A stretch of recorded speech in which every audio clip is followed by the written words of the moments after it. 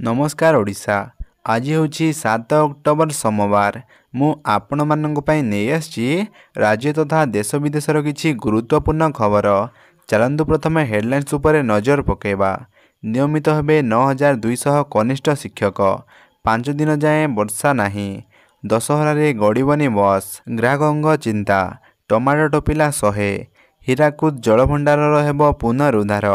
हबिशाली योजना आजिठू पंजीकरण आरंभ। प्रथम खबर। 5 दिन जाए वर्षा नहीं।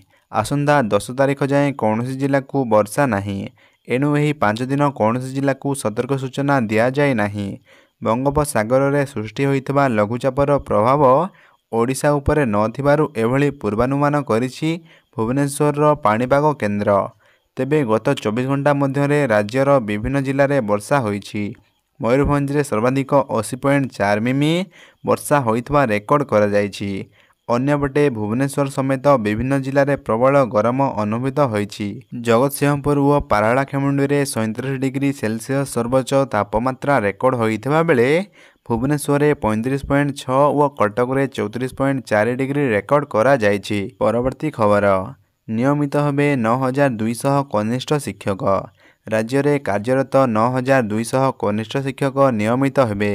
एने विद्यालय और गणशिक्षा विभाग पक्षर प्राथमिक शिक्षा निर्देशक को चिठी कर जो माने चाकरी शर्तावली अनुजाई निर्वाचिन्न भाव 6 वर्ष कार्य करिसेंती और सेमानंकर शिक्षादान सरकार संतुष्ट होइछंती सेमानंकु नियमित करिबा पई प्रस्ताव को राज्य सरकार अनुमोदन करिसेंती। चिठी रे उल्लेख करा जायछि जे 9200 कनिष्ठ शिक्षकों को सहकारी शिक्षक ग्रेड लेवल 5A प्राथमिक कैडरभुक्त करा जाई नियमित कराजिबो।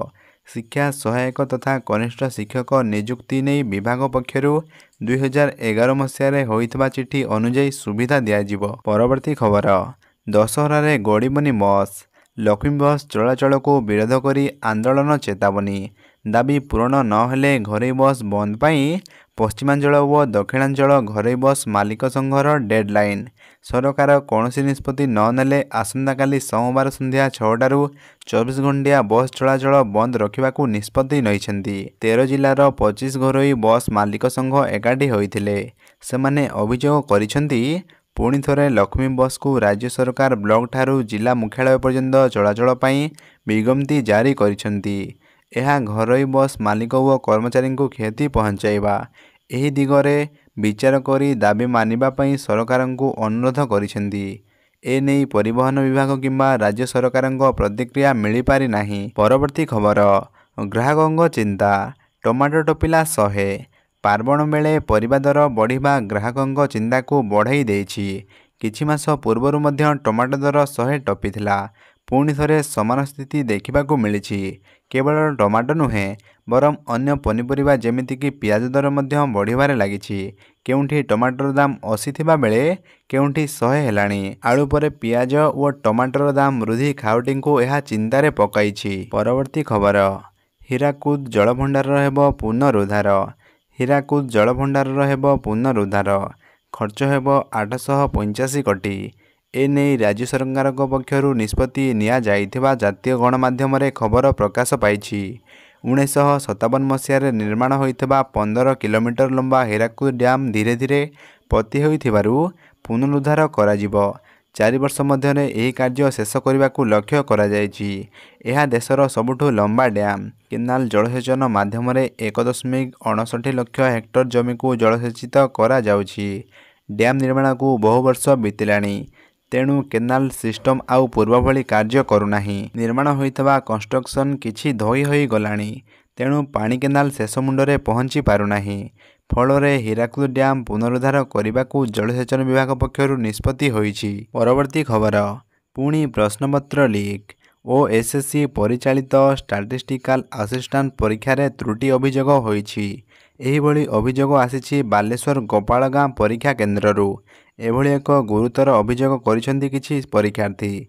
परीक्षा पूर्व प्रश्नोत्तर पैकेट सिल खोला जाइतबा छात्र छात्री माने अभियोग करिसेंती। सूचना अनुसार परीक्षार्थी उपस्थिति रे दस्तखत नहीं प्रश्नपत्र खोला जिबा कथा किंतु पूर्वर ही प्रश्नपत्र पैकेट सिल खोला जाइतबा अभियोग होइछि। एपरि परिस्थिति रे सीसीटीवी जांच पाई दाबी करिथिले परीक्षार्थी।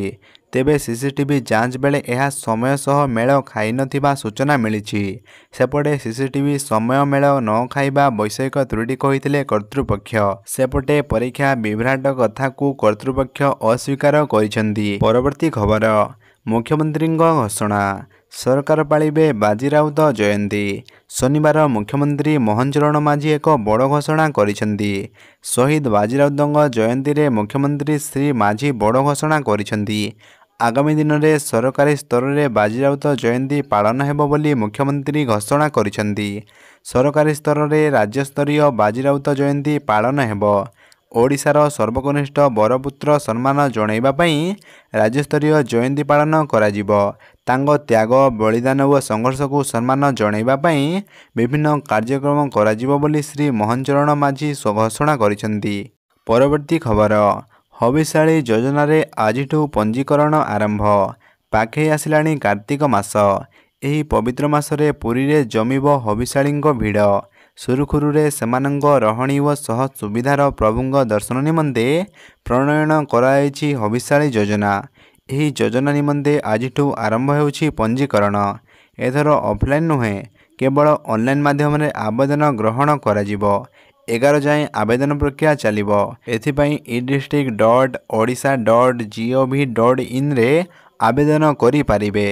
ଏହି ଯୋଜନାରେ 2500 ହବିଷ୍ୟାଳୀଙ୍କ ରହଣି ପାଇଁ 4ଟି ସ୍ଥାନରେ ବ୍ୟବସ୍ଥା କରାଯାଇଛି।